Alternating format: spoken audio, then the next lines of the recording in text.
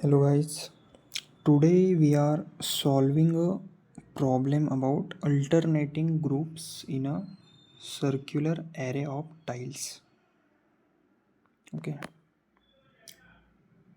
so we are given a circular arrangement of tiles, each colored red or blue. Red is represented by 0 and blue by 1. The tiles form a circle so that first and last tiles are considered adjacent. So we have two types of queries.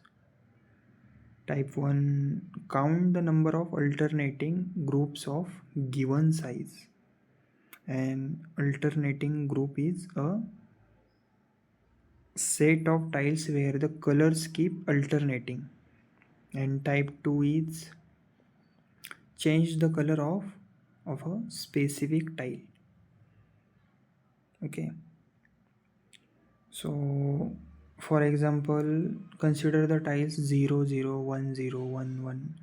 The first query is type 1, asking for alternating groups of size 3. Here we count all groups of 3 consecutive tiles that alternate in color considering the circle.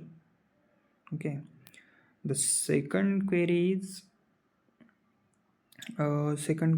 example which type 2, which changes the color of a tile at a given index. And the third query is type 1, again asking for groups of size 5. So after updating the tile in the previous query, we count alternating groups again. See, the approach is simple, very simple. For type 1 queries, we loop through the tiles, checking each group of the given size to see if the colors alternate. For type 2 queries, we just update the color at the specified index.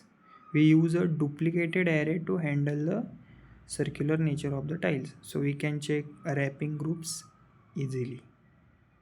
Okay, so here is the C++ implementation.